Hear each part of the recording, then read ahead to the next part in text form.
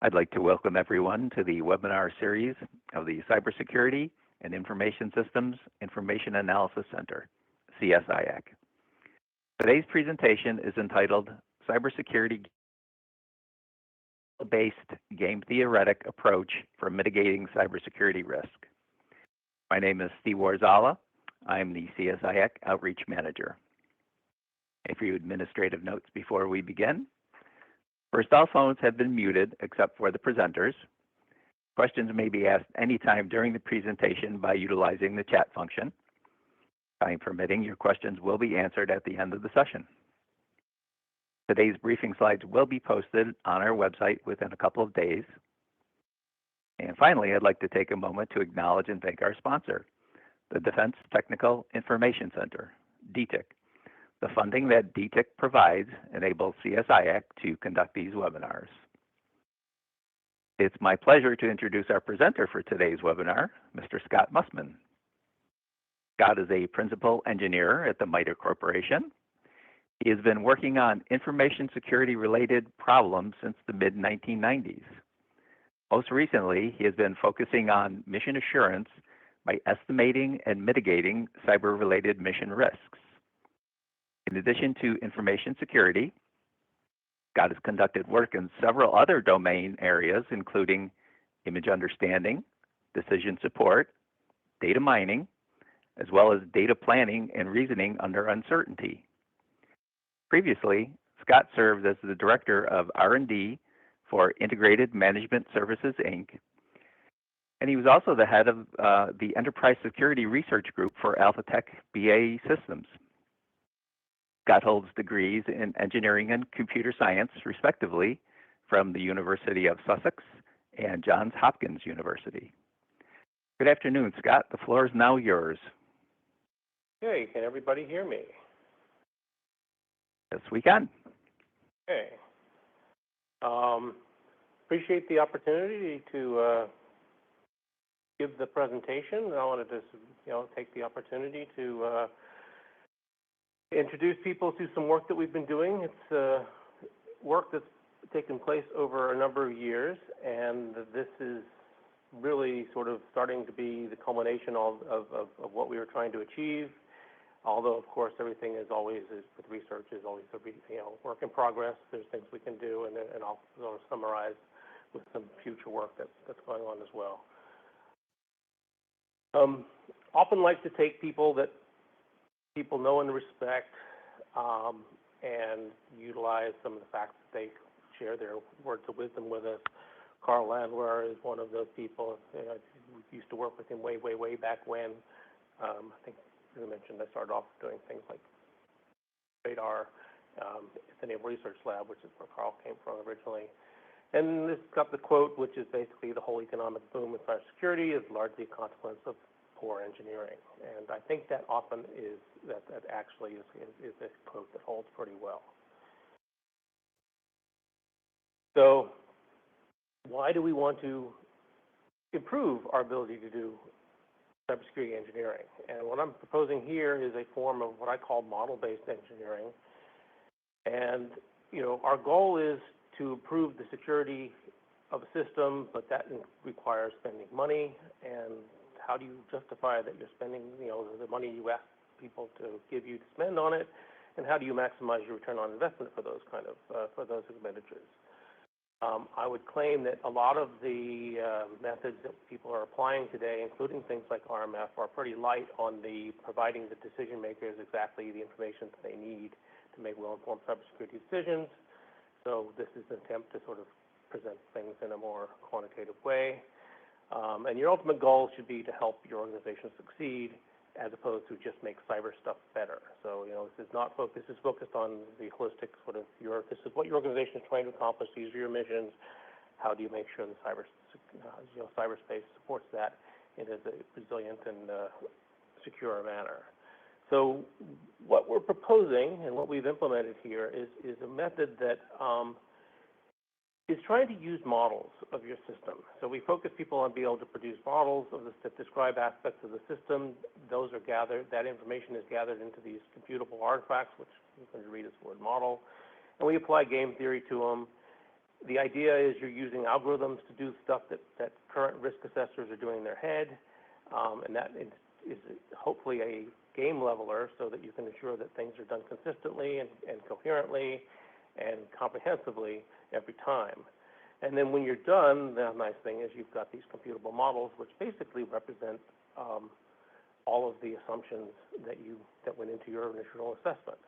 So that's essentially the approach that I'm going to be trying to describe.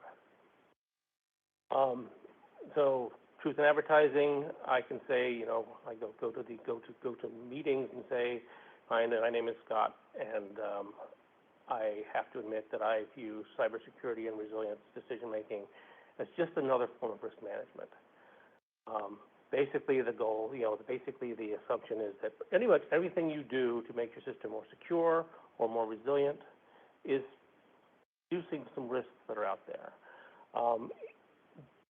I think it was about 5 or so years ago, MITRE was supporting DARPA in a program called the Mission Resilience Clouds.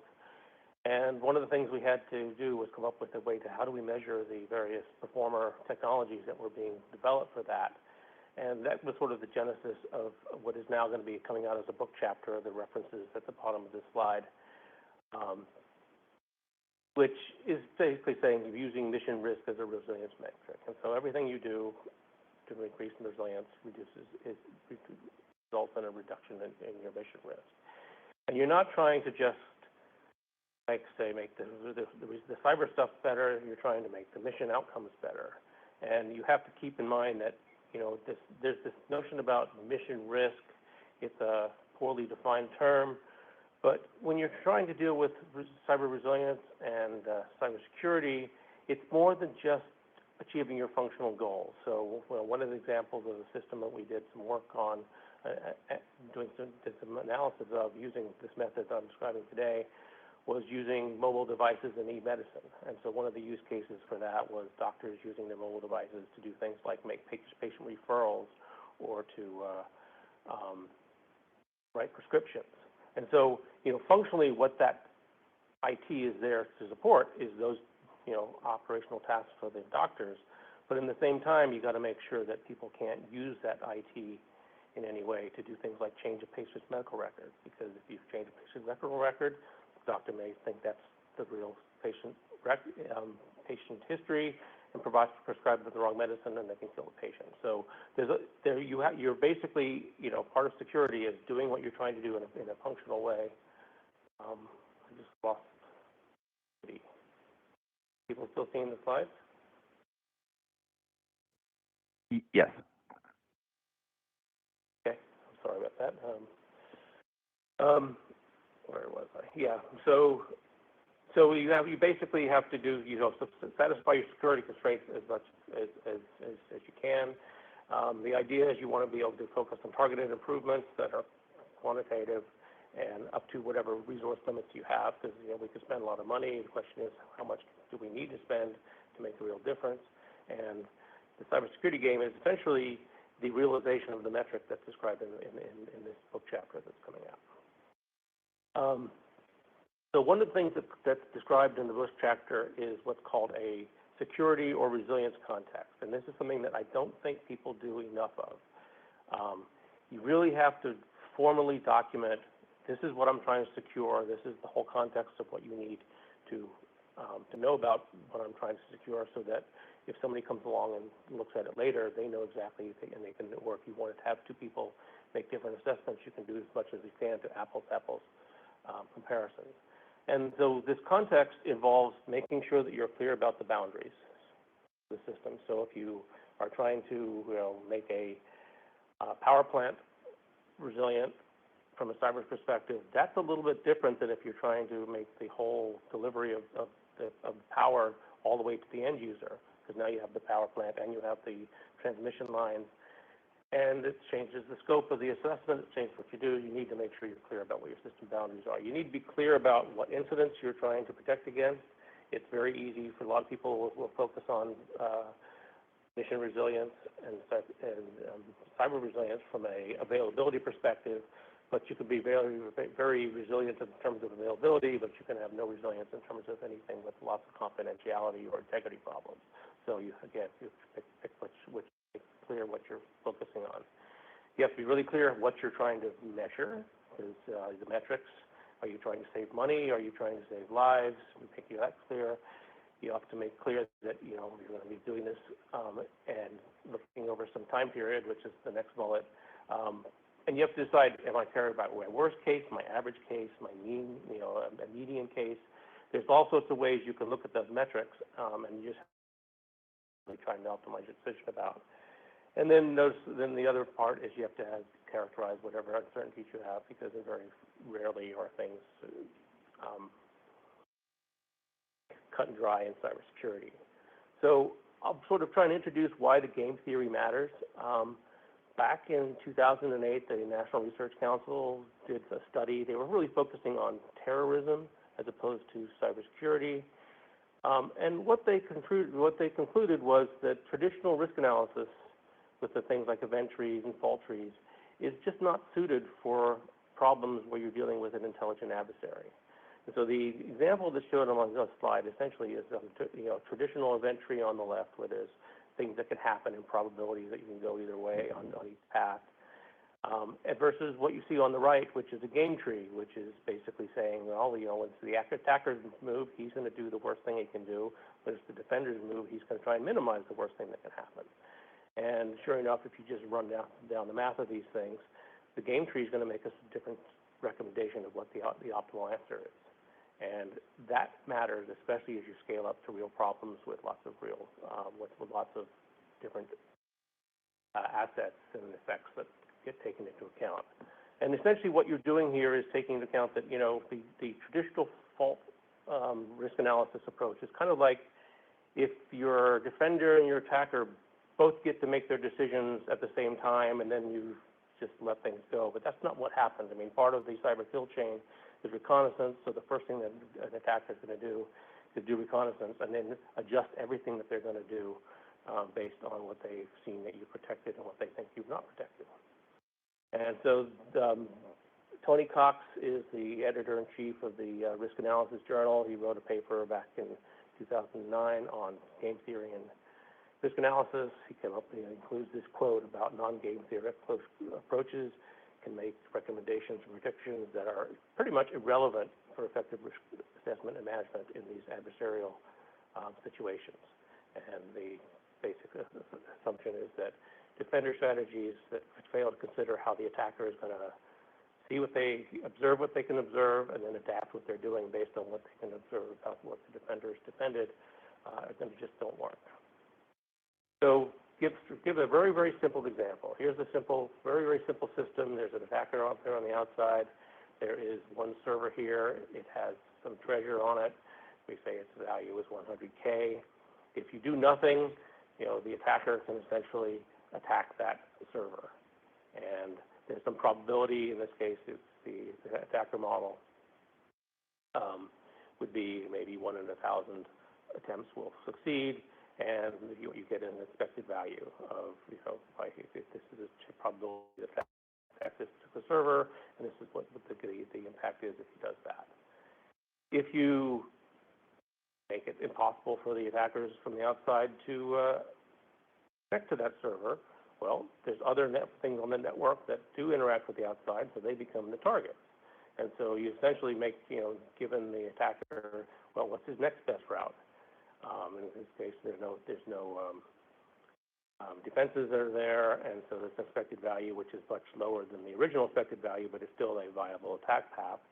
If you defend that particular attack path, well, keep in mind that there's all these other clients that are out there, and they can be used as stepping stones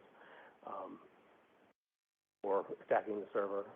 And so you really have to, you really haven't accomplished very much in this case until you've protected against all of those clients. And that's pretty much sort of the intuition about why everybody runs antivirus and security tools on our laptops and workstations, even though we may not have anything valuable just on them by themselves. So without a defensive action, there's sort of an obvious path to the defender. As the defender starts to do things, the attacker will start to look at the alternate pathways. And the total risk here would be a simple way to do this is to sum up all those expected values. or you could be take the worst case if you want to be pessimistic. And to be able to play this as a game, you need a way to compute attacker pathways, and you need to be able to represent all your defense methods, which finally gets us into sort of an overview of the security game. This is all the rest of this talk is about. I will go into details about the different elements there, but essentially this is sort of the, if you get this part, then everything else is just more details.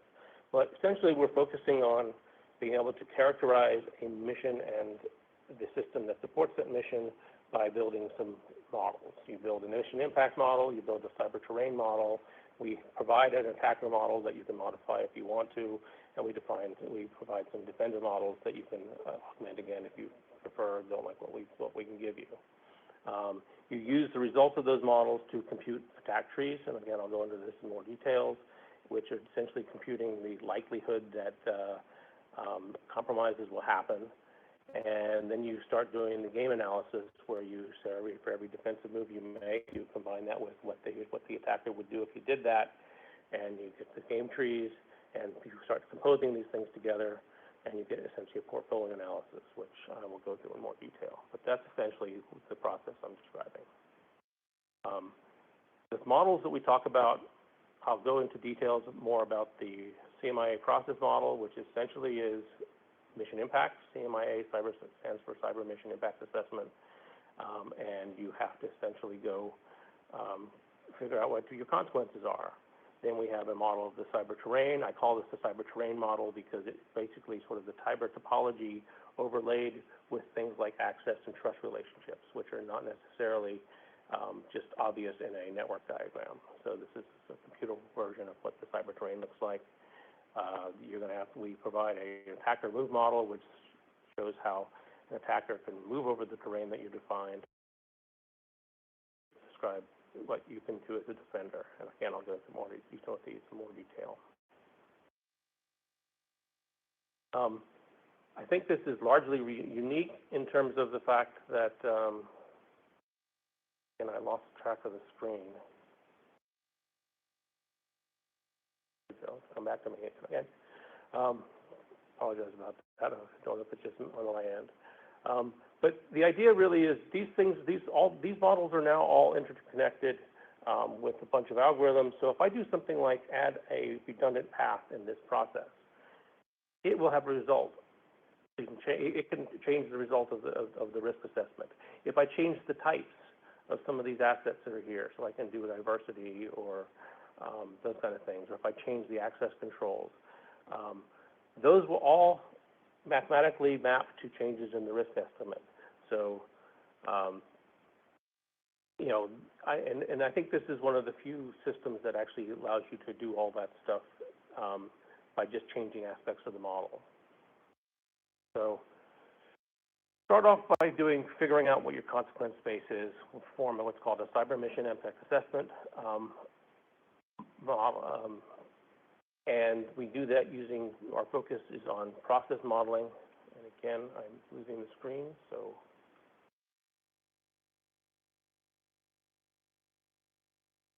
Somewhat difficult. Okay, it's back. Yeah, I apologize for this. I keep losing the screen on my end, and then so it's hard to keep track of what I was just about to say. But essentially, we're using process models to represent the mission process and map that to cyber impacts. It's meant to be focusing on the losses that occur. It's meant to be, and it's meant to guide your mitigation analysis by focusing on what are the critical assets and what are the types of protections that those critical assets are going to need. And I'll get into that in the next examples.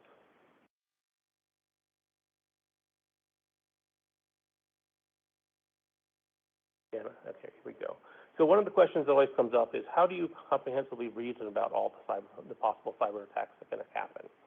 If you look at something like CVE, this is out of date already.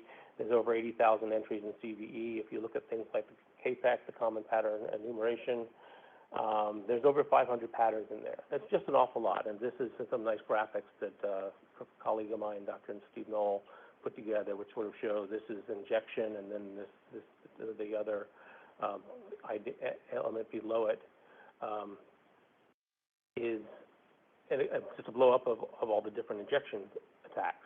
So you need to know an awful lot about cybersecurity, and you need to know a lot about all these spaces if you're going to be trying to be dealing with attack instances. So we don't recommend that. What we recommend is that people focus on what we call incident effects. And most people have no trouble at all thinking about confidentiality, integrity, and availability. We found that we wanted to go a little bit further with that, so we came up with a acronym we call DIMFUI. It's hopefully it became a word that will added to the dictionary at some point. But essentially, we focus on degradation, interruption, modification, fabrication, unauthorized use, and interception. And these are essentially meant to be states of cyber assets. So we don't care how the attacker can change those state values. That we just care that if the attacker is able to change, is able to interrupt.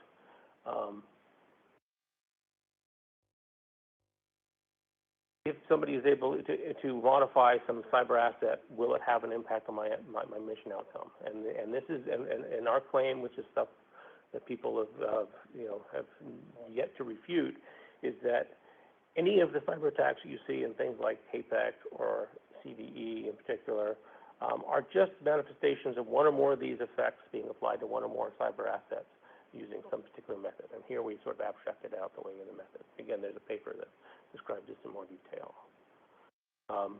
The method we recommend is to try and build the impact models focusing on unacceptable and desired outcomes. If any of you are familiar with the book that Nancy Levinson wrote called Engineering a Safer World, her chapter 10 has this concept of defining your safety goal.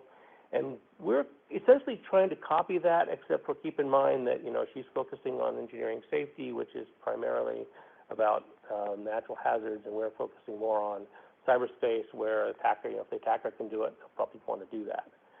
And so this will always be a set of mission and system-specific types of things. The outcomes will always be, we're trying to quantitatively assign outcomes to the various the bad things that you want to occur. And what you're trying to do by adding security or resilience methods to your system is to prevent these things from either occurring or to reduce the chances of the impacts that happen when they do occur. And so essentially what you're going to be doing is assigning your defensive resources to stop the things that never should happen from occurring, and then take whatever money you have left and apply it to that. And I think I mentioned earlier that many of these unacceptable outcomes stem from things that are sort of adjunct to what you're trying to accomplish with the mission. They're more security constraints of don't let people, if I'm trying to write a prescription, don't let that prescription be something that a bad guy can spoof. That way you can get illegal access to drugs just by submitting false prescriptions to a pharmacy. So the mission impact. Hey, Scott, yes. can I ask you just to pause for 1 second? We're going to try to reload the slides to see if we can make things a little bit better on your end there. So let's try to see if that helped the situation on your end there. Okay, I apologize. Was it just on my end, or was it everybody else? I was seeing the slides, maybe a little bit fuzzy, but I never lost, I never lost the screen at all. So. Okay. Well, so I will continue. Hopefully this will be a little bit better. And again, I apologize. It's just hard to keep track when I train of thought when the screen, something different pops up on my screen, and it would basically pop back up to the original slide at the beginning, which is kind of odd. So we've been using process modeling as a way to represent your cyber mission impacts. there's a bunch of reasons why process models are a good way to represent mission processes. And we first demonstrated that we could do this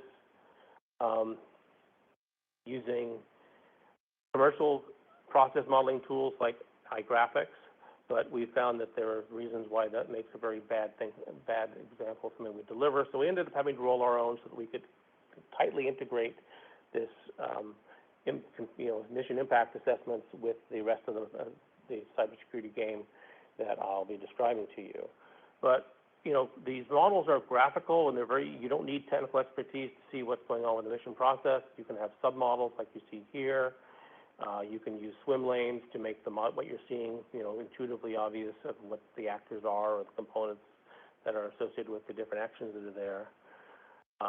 It's an executable simulation, so you can run code when you perform these actions.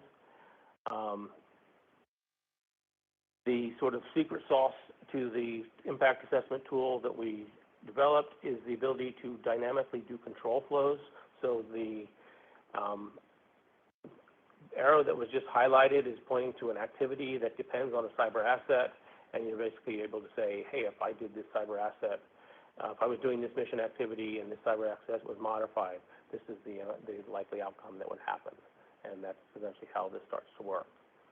And you can use it to compute the impact of any arbitrary incident. And here an incident is some cyber incident. I talked about the Dimfui effects occurs to one or more of the cyber assets.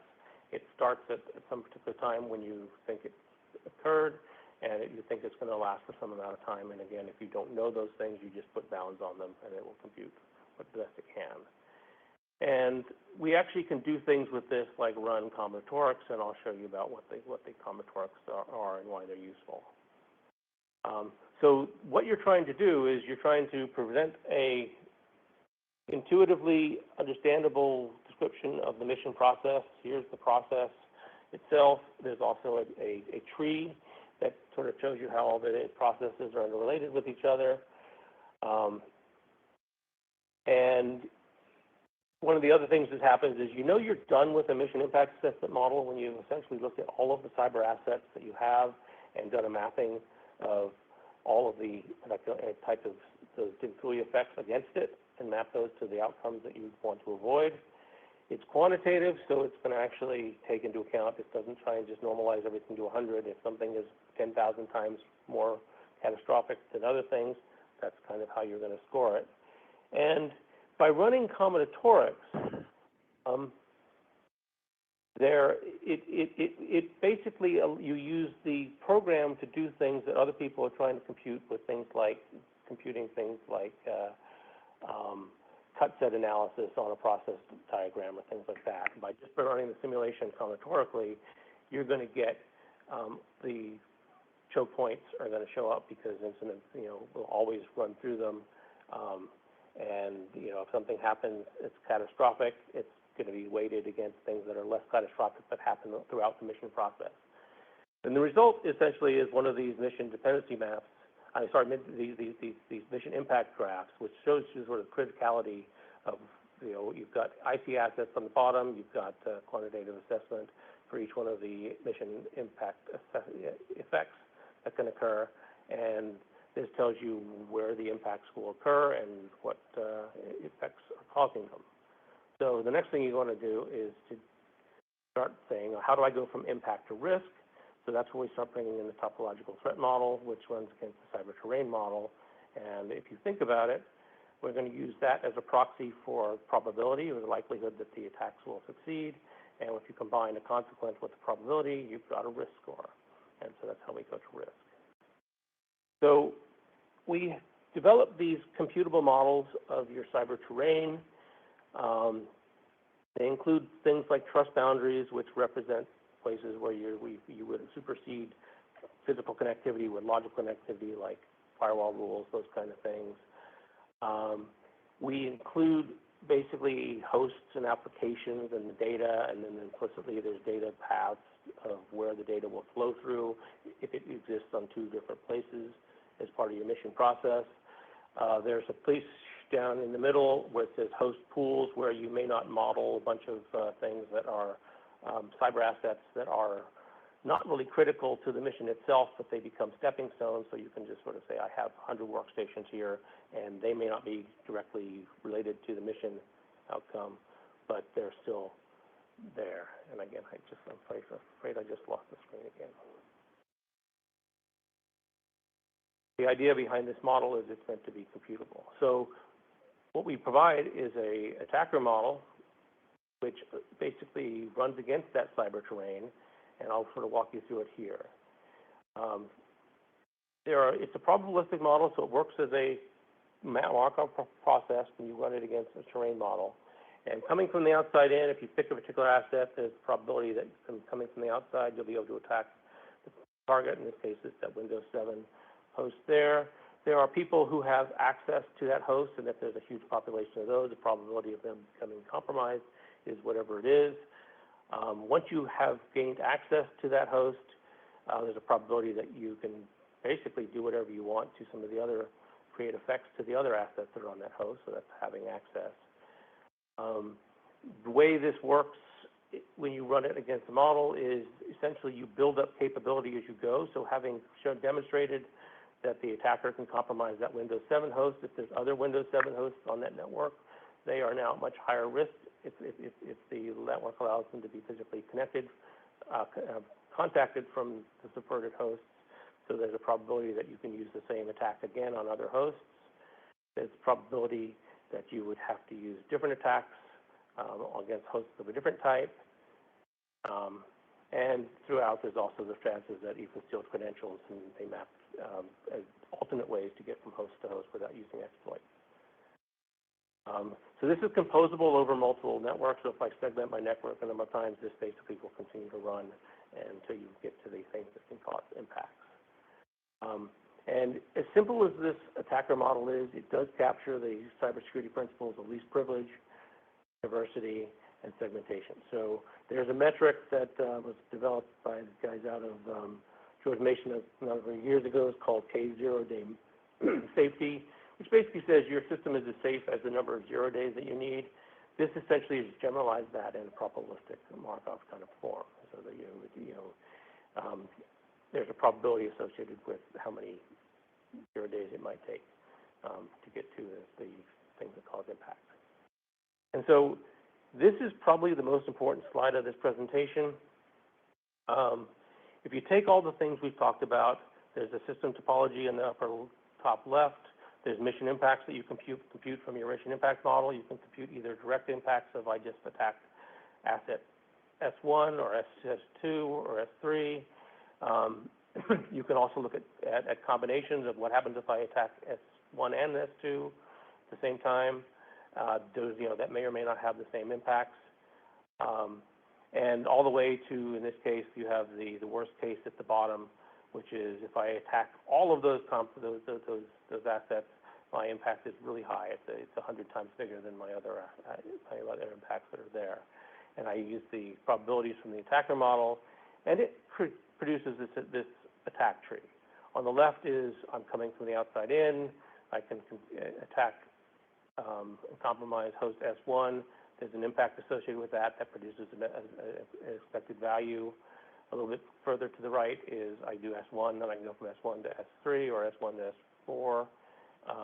And those each have expected values all the way to the pathway on the far right that shows you, well, here's what it would take to compromise all of those assets. And yes, you have a high impact, but basically probability of being able to do all of them, given the way this network is configured, is pretty low. So it's actually fairly low risk compared to the other risks that are there.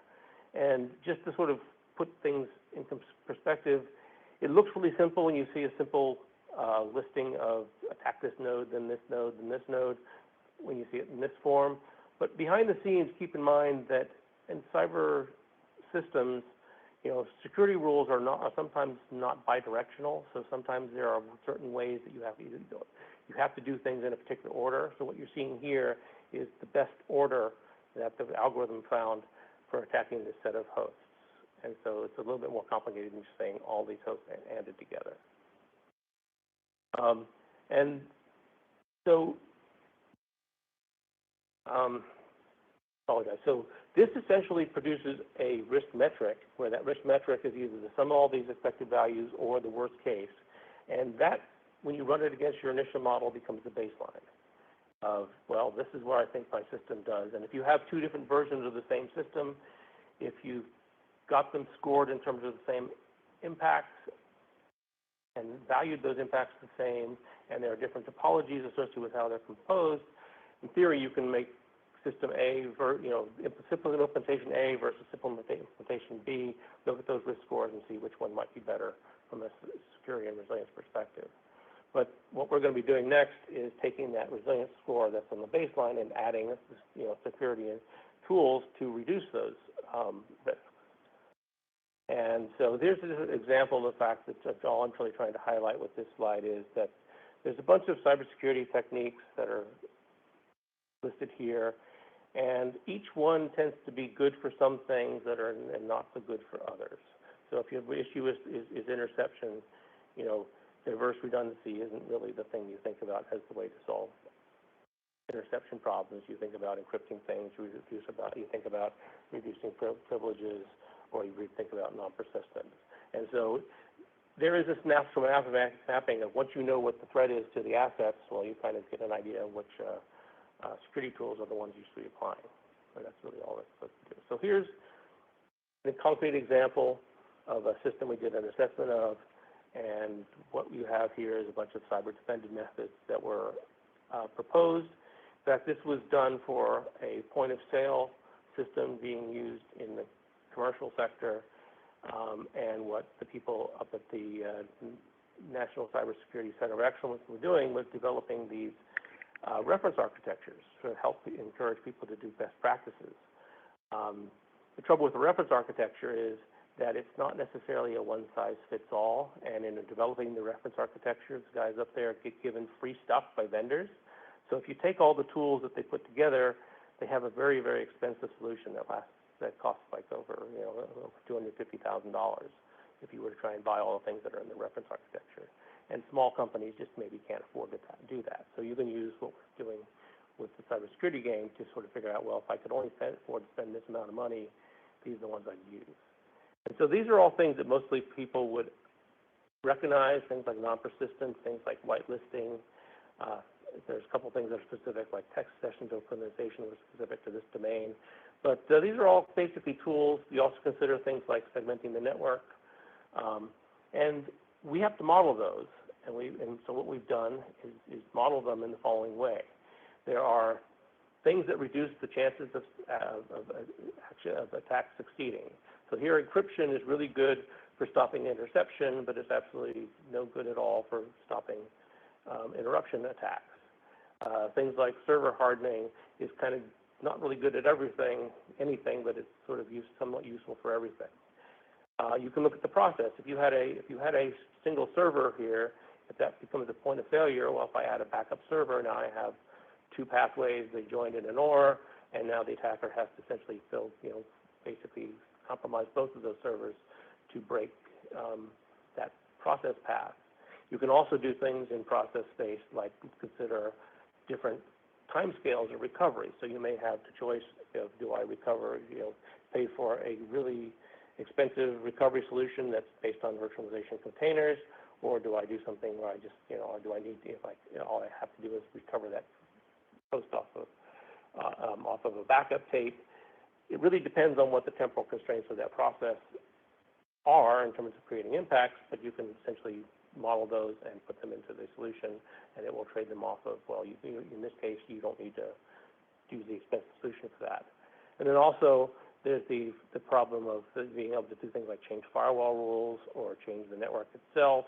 You can add diversity to things by changing types of things. And so all of the things that are listed in that previous list manifest themselves as one or more of these, so that when we start applying them, we start building this game tree where we apply one of those techniques. We then let the attacker model run on that and say, well, how has this changed my risk score? And so each step as you go through this game tree represents being a point in this Pareto chart. And what you're looking for is these lines at the bottom, which are essentially the Pareto optimal solutions given any particular amount of money you're going to spend. And that's essentially what you're doing, is you're using the tool to do things like to do composition of the security methods you have. The complication, of course, is that not all of these tools compose independently of each other.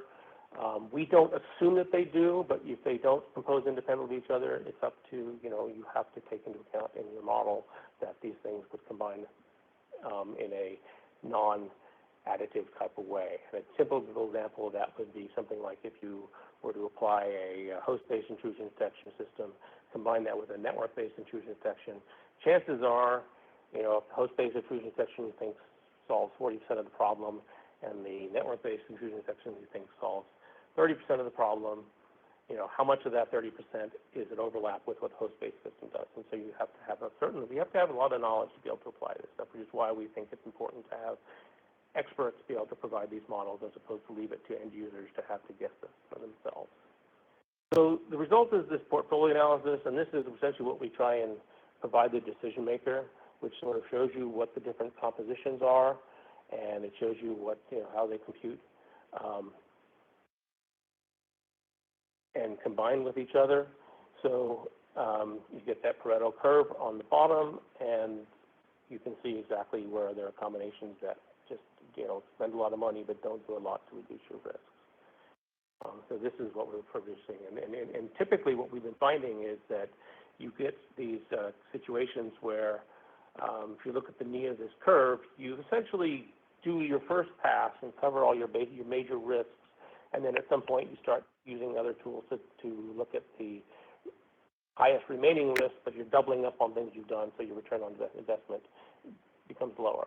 And it helps take things like the reference architectures that were being developed at the NCCOE and be able to say, well, for a small office, maybe these are the tools that you would want to be investing in if you only could afford to spend $50,000 instead of the $250,000 for the full reference architecture. So, in a nutshell, that is the complete sort of walkthrough of the cybersecurity game. I wanted to give you a little bit of a comparison to some other work that's out there. There is a resilience analysis methodology that is that has been developed by other folks, and in basically the cyber resilience engineering framework, CREF, and some other work that my colleagues at MITRE have done. And what they suggest is the set of steps that are on the left under cyber resilience analysis. What do we care about? How do the cyber threats affect the missions? What do we build on? How do we improve mission assurance? And then what do we recommend? And if you take the set of things that I just described, the resilience context is telling you what you care about and figuring out and combining that with the unacceptable outcomes and how you're going to use the metrics is going to tell you, what you're going to measure. The incident impacts, whether you're trying to make it resilient in terms of availability or confidentiality or integrity or even, being able to spoof signals, those are the things that you either do some of them or all of, or just a few of them. We are using attack trees to, I just lost the screen again, apologies.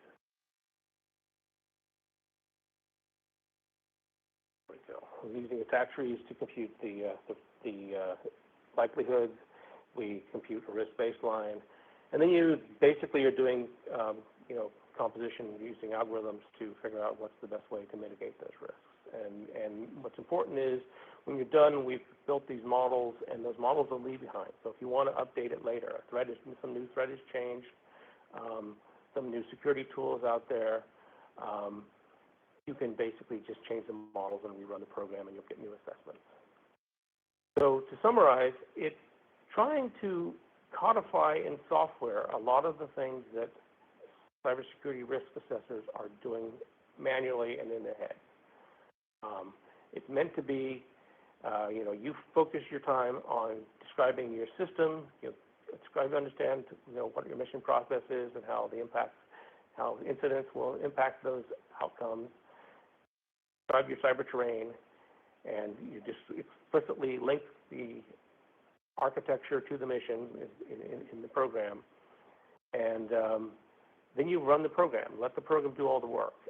Those models are the formal artifacts that characterize your assessment behind, so that somebody can do it again. You can do this for as-is systems. You can do it for as-might-be systems.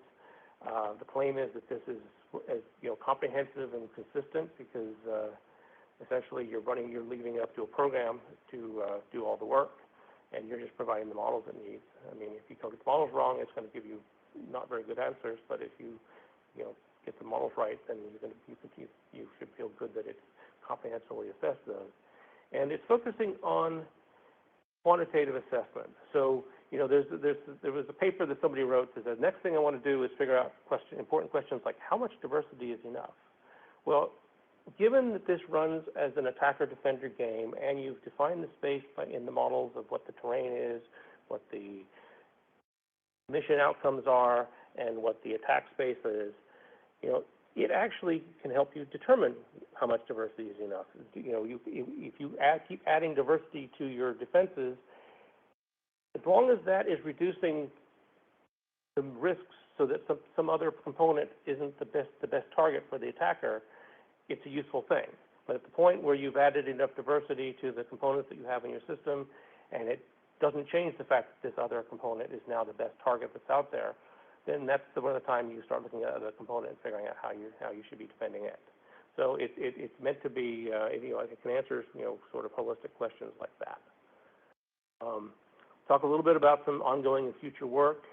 The attack model I described here is very simple. It's meant to be very simple because it's meant to sort of encourage architectural design principles, like I mentioned, least privileges, diversity, and segmentation. But we look at adding things like the minor attack framework and things like time to compromise models. One of the biggest issues that I kind of glossed over in there is the fact that we are relying very heavily on expert subjective assessment on how well cybersecurity methods work and how they combine. So we did an assessment where we're looking at multi-factor authentication applied to a system, and getting any hard data on how much multi-factor authentication reduces the chances of access is almost impossible because the results are not out, are just not there. It turns out that in some of the community, for example, like the biometric community, they can give you numbers about performance metrics and ROC curves on how a retina scan or a fingerprint scan will has true positives and false alarms. But things like your secure ID, you kind of just assume that it works, and there's no real hard data on that. So we need to be able to do that a lot better because right now we rely very highly on subjective assessments. One of the ways you get around the fact that we have all this uncertainty is to use basically parametric distributions on things. The cyber mission impact assessment model very happily will do all of its impact assessments if you assign distributions to things. Most popular distributions are things like a triangle or a beta-pert distribution with a min, a mode, and a max. So you say, I think the answer is this, but it's definitely greater than this and less than something else. And now you're pulling all those numbers out of the distribution, and what you get when you run the models is this nice, really hairy joint distribution that would be very difficult to compute by itself. I apologize, I lost the screen again. There we go. There are aspects of the way the game works that are highly parallel. I call them embarrassingly parallel. So we've done a little bit of work looking at putting Kubernetes to a high-performance cluster, so you can do all this stochastic modeling. It works very well. And then the other thing I would say is I kind of feel less than satisfied that we've kind of had to develop this as a off-to-a-side, standalone, yet another tool that you would apply. What would really be better, this has been described in this context and sort of as a way to do model-based cybersecurity engineering. It would be much better if you could just get these methods incorporated into the model-based security and model-based engineering tools. Because essentially the cybersecurity engineering isn't meant to be off to its side. It's meant to be associated with all the other mission engineering that you're doing. So you want to be able to measure you have to leverage all the other artifacts that people are producing anyway, and perform that analysis in conjunction with other assessments. And so that's kind of what we want to be able to do.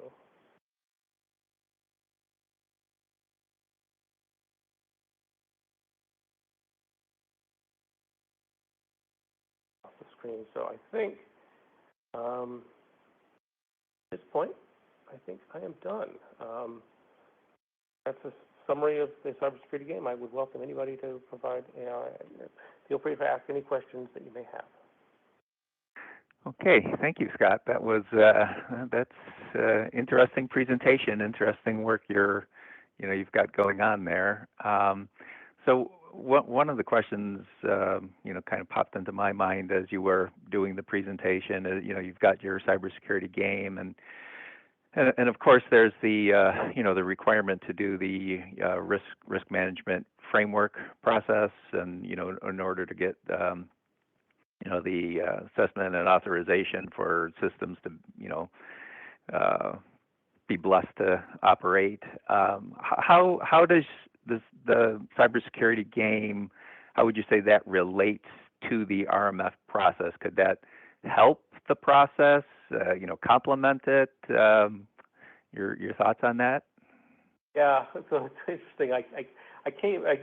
There was a meeting yesterday which was talking about exactly that same issue, and the answer really is that RMF, as it stands, is more qualitative in terms of its analysis and less quantitative. I would claim that everything that the cybersecurity game is doing are the things that you want to be doing when you do an RMF analysis, but they're not prescribed in RMF, so there's no reason why you have to use, quantitatively assess your impacts as opposed to just put them on a simple, risk grid and say, low, medium, high types of things. So I really kind of use the cybersecurity game as what I would hope to be as sort of the RMF next. And the evil, clever idea I have is that part of the problem with RMF is you do all this analysis. It's not necessarily prescriptive. So, for example, there's nothing in RMF that supports all the portfolio analysis that we have programs to do here for combining things into a security portfolio. And then you have to produce all these documents that show your assessments, and then you can use those documents to get your authority to operate. So for small companies, it's a very high amount of effort to do all those things. And what I think you could do with something like the cybersecurity game is you're focusing on building the models. You let the programs do the analysis. All you need to do is keep the models up to date and maybe download the latest threat models to see how it changes, how the latest threats will map to your architecture. And I think you could write programs that could use the model-based artifacts to produce all of the compliance types of documents you would need. And I think that would be a huge thing to be able to support the kind of things you want to do in RMF, but you let the computers do all the hard work that's behind the scenes. And so it makes the cost of doing those things much lower and make it more likely for people to do it and do it well. Okay, so then to follow up on that, so then how much effort does it take to develop the models in your system?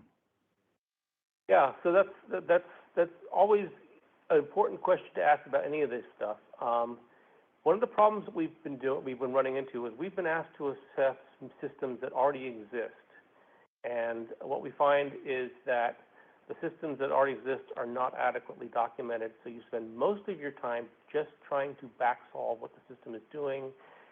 Here's what it was designed for. Here's how they were measured. Here's how we're going to measure that for better, same, or worse. So you spend most of your time just doing the understanding the system. If you're doing this as we hope to, we present here, which is you're doing this at design time. You've created these artifacts so that they're there and you can continue to use them. But so typically, I would say it takes you anywhere from a couple people, a couple months to go through a system and just understand it well enough to start building the models. Building a CMIA process model is, you can actually build the models really cheap, really quickly. I mean, the way the process modeling software works, you can go from nothing to a fully executable model in a couple days. But then you should spend a long time validating that the results of that model is doing what you expect, and you work with subject matter experts to make sure that model is producing outputs that are consistent with what you expect. The terrain models, we're building those manually right now. That's certainly not the way to do it. We have other work that we've been doing on automated mission dependency mapping, where there are commercial products now that can build you network maps, and we can look at other mission relationships by looking at things like net flows or user access logs and those kind of things. And so we're trying to semi-automate some of the building. But right now it's a little bit, I would say anywhere from, typical 3 months to do this kind of assessment, starting from scratch on a system. And then further iterations are much cheaper because you have all this information to build on. Oh, okay. So, and what kind of expertise do you think is required for somebody able to do this? How what would they be required to know? Or where do they pull the information from? What's your thoughts on that?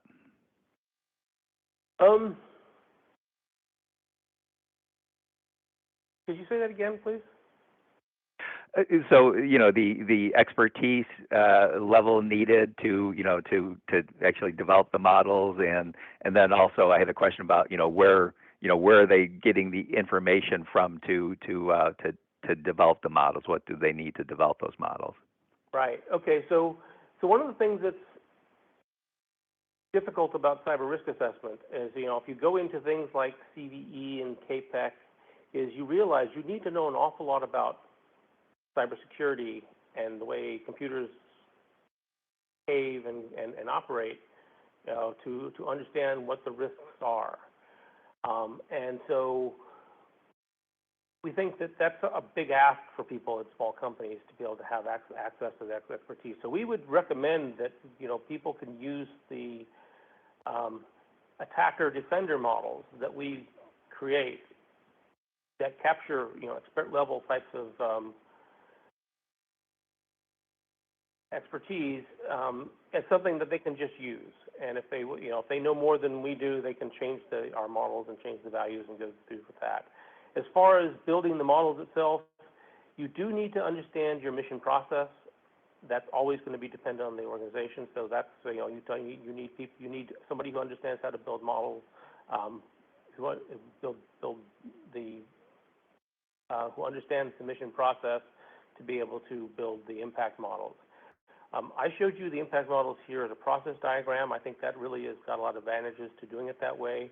But at its simplest, if you really just said, here's all my cyber emission impact, here's my cyber assets, and here's all the dim FUI effects against them, and here's the mission outcomes that my mission people told me I didn't want to happen, and how these effects map to one or more of those impacts, you can use that as an impact model. So that's a combination basically of understanding and enumerating cyber assets and understanding the mission needs, and then building the cyber terrain model is, as you say, it's kind of droll, and you just need somebody who understands enough about your network. And trust me, when and pretty much every time we've looked at a real network, they give us a network diagram, and it's certainly not reflective of what the network is doing right now. Okay. Thanks for the feedback on that. So, one of the questions, a couple folks are that are online. They're interested in is the software, the tool that you've developed, is that available for other folks to access and use? What's the status of this software, the cybersecurity game that you've developed? My understanding is that because we are at FFRDC, if a government person wants access to it, they should be able to ask us, and we should be able to get it to them. Been looking into the idea of public releasing the application itself.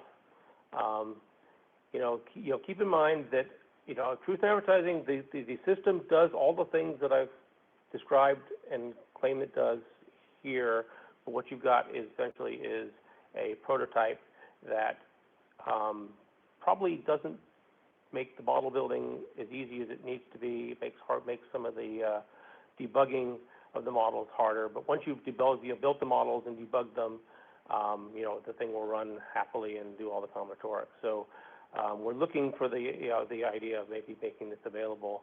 Haven't got any approval on that yet, but my understanding is if you are a government organization, you should be able to ask for it, and we should be able to give it to you. Okay, great. Well, that gives us a way to follow up and pursue that, explore that avenue. So we've kind of hit the our time for today. But I think there are a number of other questions that have come in online. I don't know if you're open to it, but if we gather those questions up, we have tech forums on our CSIAC website. If you, like I said, if you'd be willing, we can share those additional questions we've received with you, and maybe you'd be up to providing some answers that we could post online for our attendees. And I do want to thank you for taking the time for spending with us today and sharing your expertise. Like I said, I think this is a interesting work and valuable work, and we're appreciate your activities in this arena. Well, thank you for the opportunity to present. I just want to touch on one little thing. I mean, there was questions about how do you use this if you're a small company, if MITRE doesn't make it available. So keep in mind, MITRE is an SFRDC. Our job is to solve our customers' problems, which are government, and produce research that produces prototypes. I actually gave this presentation at last year's model-based summit. That's something that NIST hosts every year, with the particular idea that hopefully there are nuggets in here that the model-based systems engineering tool developers can start to integrate into their tools. So hopefully you'll start to see some of this stuff that's there. And the thing is, because MITRE is an SFRDC, we don't develop and we don't sell products. So there is work with our technology transition office that has me talking to various people who might want to commercialize this. But as a MITRE person, all I can do is say we can give it to the government, and I'm looking to see if I can make the application available to pretty much anybody, because we don't sell it and we don't sell things. Okay, well that's good to know too, because there may be some other folks on the line that would be interested in trying to take that and develop it and turning it into a product that other folks could utilize. So.